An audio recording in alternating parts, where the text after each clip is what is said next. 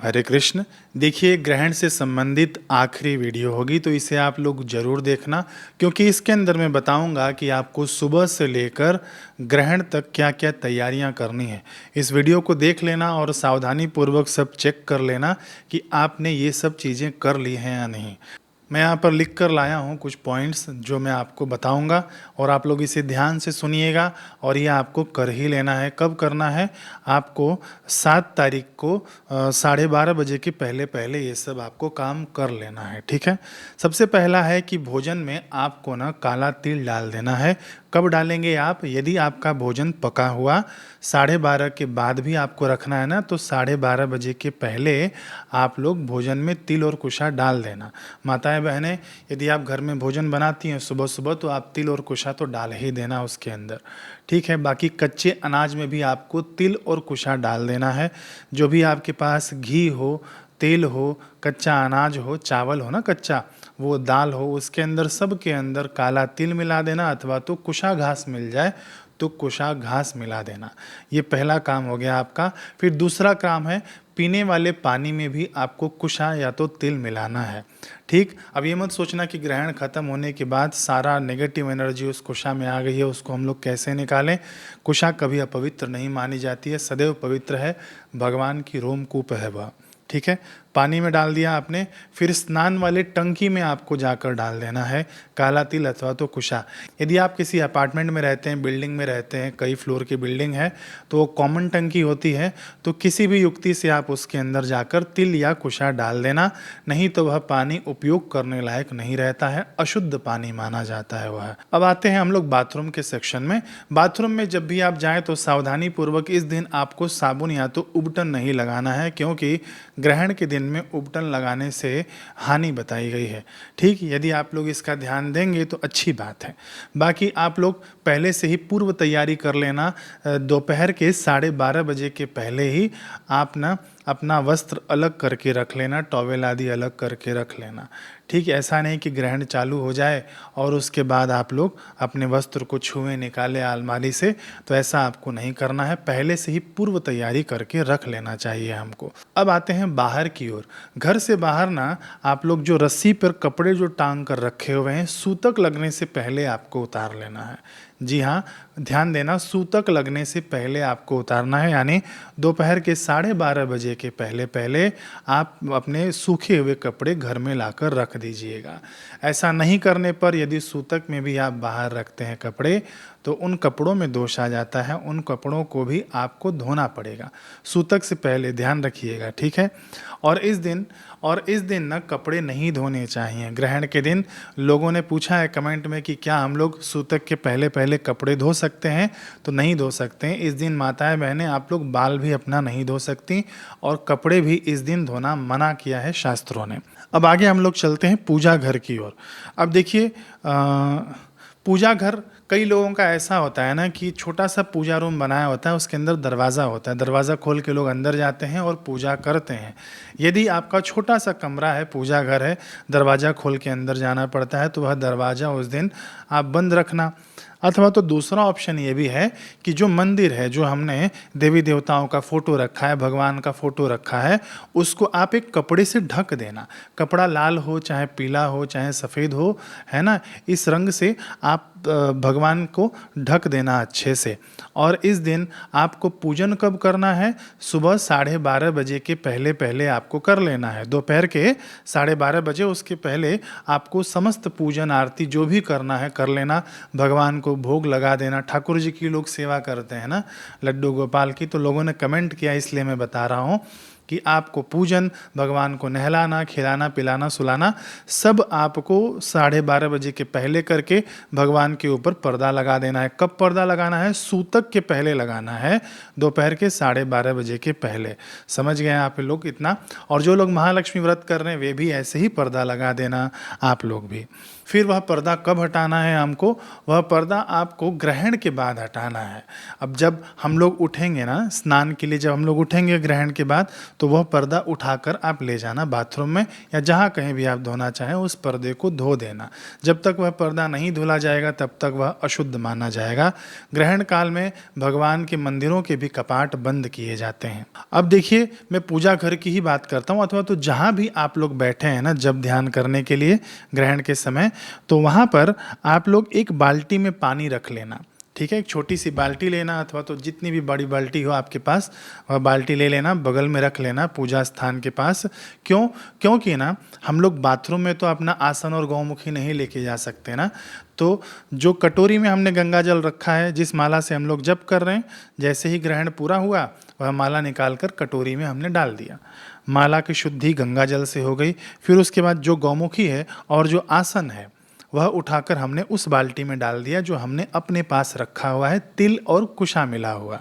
समझ गए आप लोग? ये एक बाल्टी की पानी की मैंने आपको बात कर दी। अब आपको ना दूसरी बाल्टी भी रखनी है, यानी आपके पास में ना ग्रहण से पहले पहले 2 बाल्टियाँ रखनी है। एक में गौमुखी डलेगी और अपना आसन डलेगा। कुशा का आसन हो तो वो नहीं धोना चाहिए, कुशा का आसन हमेशा ही पवित्र माना गया है। अब जो दूसरी बाल्टी है, दूसरी बाल्टी में हम लोग पानी क्यों रखेंगे? क्योंकि ना मैंने 4 घड़े का ना एक प्रयोग बताया हुआ है, उसका वीडियो अपलोड हो चुका है मेरे चैनल पे। तो 4 घड़े जो हैं उसके अंदर पानी भरना पड़ेगा ना आपको, तो उसके अंदर कुशा और तिल मिलाकर रख देना। सूतक में ही रखना है आपको, ये 12:30 के पहले नहीं रखना, सूतक में ये कार्य करिएगा। लेकिन पानी कौन सा होना चाहिए? तिल वाला और कुशा वाला होना चाहिए। वो जो मटके का 4 मटके का जो मैंने प्रयोग बताया है वो ना शास्त्र में आता है, निर्णय सिंधु ग्रंथ में आता है, स्टैंडर्ड ग्रंथ से मैंने आपको वो खोज कर निकाल कर बताया है। वो 4 घड़ों से यदि आप स्नान करते हैं तो आपके पाप तो नष्ट होंगे ही। अब पाप कैसे नष्ट होंगे? क्योंकि देखिए हम लोग जब चलते फिरते हैं ना चंद्र ग्रहण में अथवा तो सूर्य ग्रहण में, तो जितना हमको पुण्य मिलता है ना तो उससे अधिक पाप भी होता है हमारे द्वारा, और वह पाप का फल भी अधिक हो जाता है। जैसे हम लोग चल फिर रहे हैं, सूतक से ही अगर किसी जीव जंतु की मृत्यु हो जाती है हमारे द्वारा, किसी को कुछ हानि हो जाती है, तो उस पाप का भुगतान कैसे करेंगे हम? पुण्य तो हम लोग कमा रहे हैं, लेकिन उस पाप को नेगेटिव कैसे करेंगे? इसका उपाय हमारे शास्त्रों में बताया हुआ है, वो घड़े से स्नान वाला। वो घड़े से स्नान आपको कब करना है? जैसे ही चंद्र ग्रहण खत्म होगा उसके बाद उसी घड़े से आपको पहला स्नान करना है। फिर आप सादे जल से स्नान कर लीजिए, और जो सामग्री नीचे गिरी है उसे उठाकर कचरे में आप लोग फेंक सकते हैं, अथवा तो उसका विसर्जन कर सकते हैं।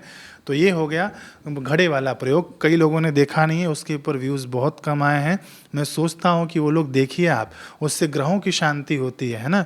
जितने भी हमारे कुंडली में दोष हैं ग्रह जनित, तो वह सब शांत हो जाता है। जिनको ग्रहण दोष लगा हुआ है वह भी शांत हो जाता है। ठीक है, बहुत उत्तम उपाय है, मैंने मंत्र सहित वह प्रयोग बताया है, जरूर जाके देखना इस वीडियो के बाद। अब अगला है तर्पण। तर्पण देखिए, यदि आप पूरा विधि विधान से कर सके ना, तो पिछले वर्ष मैंने वीडियो डाला हुआ है, उस विधि से आप लोग कर लीजिएगा, और अभी भी मैं वीडियो डालूंगा आजकल में, या उस विधि से भी कर लेना, क्योंकि इस बार जो मैं वीडियो डालूंगा ना मंत्र वाला वीडियो डालूंगा, तर्पण वाला। ठीक है, पिछले वाला शॉर्टकट था जिसको सभी लोग कर सकते हैं, वो भी सही है, और इस बार जो डालूंगा मंत्र सहित यह भी सही है, लेकिन ये आधे घंटे का होगा। यदि आप और ज़्यादा शॉर्टकट करना चाहते हैं तो ये देखिए, यह है लोटा। ठीक है, लोटे में सबसे पहले आप गंगा जल डालना, फिर उसके अंदर सादा जल डालना। सादा जल कौन सा डालेंगे आप? वो तिल वाला सादा जल है ना, तिल या कुशा वाला सादा जल इसके अंदर डाल देना। फिर इसके अंदर काला तिल डाल देना, कुशा डाल देना। ठीक, तुलसी पत्र होगा आपके पास, तुलसी पत्र डाल देना। तुलसी पत्र ध्यान रखिएगा कि आपको ना शनिवार के दिन तोड़कर रख लेना है। यदि आप भूल जाएं, वीडियो लेट देख रहे हैं आप, आपको नहीं पता हो, तो तोड़ना मत। रविवार के दिन वैसे भी नहीं तोड़ते हैं, और ना माली के यहाँ से आप खरीद कर ले आना तुलसी पत्र। फिर इसके अंदर तुलसी पत्र डाल दिया और ये आप सामने रख देना। फिर इसके बाद गीता जी के 7वें अध्याय का पाठ मत पढ़ना। जी हाँ, मत पढ़ना, क्योंकि ग्रंथ पढ़ना मना है। आप गीता जी के 7वें अध्याय का पाठ सुन लेना, ये अपने चैनल पर डला हुआ है, मेरी ही आवाज़ में है, तो आप लोग उसे सुन लेना बस। क्योंकि यस श्रवण मात्रेण, केवल श्रवण करने मात्र से भी पुण्यों की अभिवृद्धि होती है। तो गीता जी के 7वें अध्याय का पाठ आपने सुन लिया, फिर उसके बाद ये लोटा यहीं रहेगा, प्रार्थना करना कि हे पितृगण, हे पितृ देवताओं, इस चंद्र ग्रहण की पावन वेला में हम आपको इस जल के द्वारा तृप्त करते हैं। गीता जी के 7वें अध्याय का किया हुआ फिर से गीता जी के 7वें अध्याय का श्रवण किया हुआ पाठ का जो पुण्य हमें मिला है वह पुण्य हम आपको अर्पित करते हैं। फिर क्या करना, दक्षिण दिशा की ओर मुख करके, ये जो पितृ तीर्थ कहा जाता है ये वाला हिस्सा है ना, दिख रहा होगा आपको कैमरे में, तो ऐसे जल कर देना, ऐसे जल गिरा देना। ठीक है, क्या करते हुए, मंत्र पढ़ते हुए जल गिराना चाहिए। ओम ह्रीं श्रीं क्लीं स्वधा दिव्यै स्वाहा, ओम ह्रीं श्रीं क्लीं स्वधा दिव्यै स्वाहा, ओम ह्रीं श्रीं क्लीं स्वधा दिव्यै स्वाहा। ठीक है, इस प्रकार से आप लोग ये जो जल गिरेगा ना दूसरे पात्र में गिरेगा, तांबे के पात्र में गिरेगा, और यह जो जल इकट्ठा होगा इसको आप लोग कल सुबह डालना, किसी पीपल के वृक्ष में डाल देना। ठीक है ना, अथवा तो तुलसी में भी आप लोग डाल सकते हैं। समझ गए आप लोग इतना? तो ये शॉर्टकट हो गया, सबसे ज़्यादा शॉर्टकट हो गया। मुझे लगता है यही सब लोग करने वाले हैं और करिएगा, कोई दिक्कत नहीं है। ऐसे भी हम लोग जल प्रदान कर सकते हैं, लेकिन जो मंत्र वाला करेंगे ना उसका भी अद्भुत प्रभाव रहेगा। उसके अंदर हर देवता को हम लोग तृप्त करेंगे, दिव्य पितरों को भी तृप्त करेंगे, यम देवता को भी तृप्त करेंगे और भीष्म पितामह जी को भी तृप्त करेंगे, जो मैं अभी अपलोड करूँगा 1-2 दिन में। ठीक है, आपकी मर्जी, जैसे भी आपको उचित लगे आप कर लेना। मैंने तीनों विधियाँ बता दी आप, तो इसकी भी ना पूर्व तैयारी आप करके पहले से ही रख लेना, जो मैंने तर्पण का विधि बताया है। ये देखिए पितृपक्ष चालू हो जाएगा ना, तो तर्पण आप लोग वाला मंत्र वाला करना 15 दिन तक। ये जो पितृपक्ष आप लोगों ने संभाल लिया, केवल तर्पण ही तो करना, आधा घंटा आप लोग कर सकते हैं अपने पितरों के लिए, तो आपका भाग्य की रेखाएं बदलती जाएंगी, दिन प्रतिदिन आप उन्नति करते जाएंगे। ठीक है, अब अगला पॉइंट आता है कि हवन की तैयारी हम लोग पहले से ही करके रख लें। बिल्कुल शॉर्टकट वाला मैंने हवन बताया हुआ है जो दैनिक जीवन में हम लोग करते हैं, तो उसका भी वीडियो अपलोड हो चुका है, ज़रूर देख लीजिए मेरे ही चैनल पर। अभी सब लेटेस्ट वीडियो में ही आपको मिल जाएगा, तो हवन वाला वीडियो आप लोग देख लेना। मैं सभी इन वीडियोस का लिंक अपने डिस्क्रिप्शन में दे दूंगा, वहाँ भी आप लोग देख सकते हैं। उसकी भी पहली तैयारी कर लेना। अब देखिए, तर्पण पहले करना है, उसके बाद हवन करना है। अब आखिरी पॉइंट आता है कि बिस्तर। अब बिस्तर हम लोग ना चटाई पर सो जाएं अथवा तो बेडशीट पर सो जाएं, तो इन सब को हमको धोना पड़ेगा। इस बात का भी ध्यान रखना आप लोग, क्योंकि जैसे हम लोग चिता जलाकर स्मशान से आते हैं तो हमारे घर परिवार वाले बाहर ही हमको कपड़ों सहित स्नान कराते हैं। शास्त्र कहते हैं कि ऐसे ही तुम अपवित्र माने जाते हो ग्रहण काल में। ठीक, तो जिस जिस चीज़ वस्तु को हम लोग स्पर्श करेंगे वह चीज़ वस्तु आपको धोनी पोंछनी पड़ेगी। समझ गए आप लोग? यदि आपने बेडशीट को स्पर्श कर लिया तो वह भी धोना पड़ेगा, जिस तकिए पर आप सोएंगे वह भी धोना पड़ेगा। समझ गए? वैसे मैंने चर्चा की ब्राह्मणों से कि क्या करना चाहिए, रात्रि को स्नान करना चाहिए, तो सभी का मत आया कि जो लोग स्वस्थ हों और जो लोग स्नान कर सकते हैं वे लोग कर लेना।